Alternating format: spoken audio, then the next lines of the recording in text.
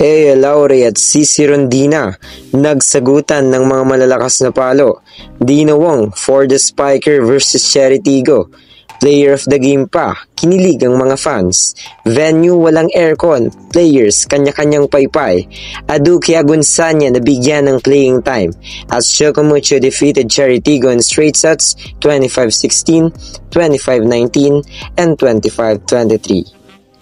Good day everyone, this is Volleyball Trending PH. But before that, do not forget to subscribe and click the notification bell para updated ka sa latest Pilipinas Volleyball Trends. Crowd goes wild. Totoo nga ang kabang-abang game na ito.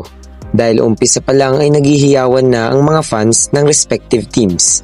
In this matchup nga ay masisilayan ang bombahan ng dalawang former USA tandem na sina Cici at Ea Laure na ngayon naglalaban sa PVL MVP Award. As we all expected, nagsagutan agad ang dalawa sa panimula ng set 1. On the other side ay bantayado si Maylene Paat ng mga net defenders ng Flying Titans, leading them to the first technical timeout, 13-10. Nagpakilig na nga rin agad si Dina Wong with her 1-2 plays.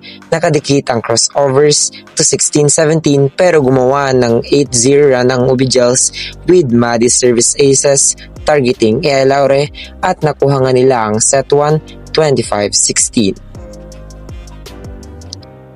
Palitan ng puntos ang naganap sa second set. Nag-contribute na nga rin si Jasmine Nabor at AJ Laure. Samantala ay si Kat Tolentino ang mainit sa Choco Mucho at this moment. Kitang-kita nga sa technical timeout na init na ang mga players. May mga dalang mini electric fan at kanya-kanyang paypay. Nag-spike na nga rin si Dina Wong with the regalo.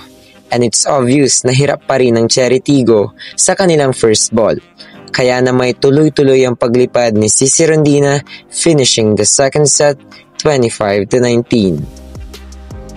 Kitang-kita na nga sa mukha ni Coach Kung Fu ang disappointment sa third set. Nakakalamang ng bahagya ang Cherry Tigo pero nakakagawa ng makeup plays ang CMFT.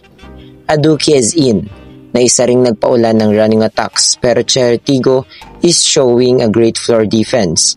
Sa isang sequence nga ay nakapuntos pa si Jennifer Nierva with the drop ball. Tiktikan nga ang labanan sa latter part ng third set. Hindi bumibitaw si Ea Laure. Lamang ang kupunan ni Dabor entering the 20th point, pero Choco Mucho ang nakatungtong sa match point.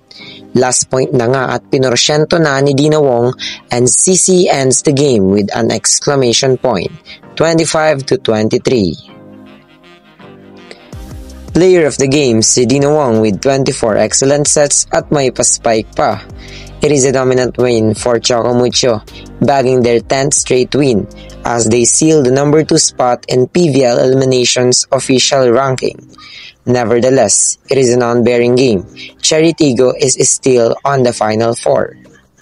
So that's it for today's video mga ka-trending. Do not forget to subscribe and click the notification bell para updated ka sa latest Pilipinas Volleyball Trends.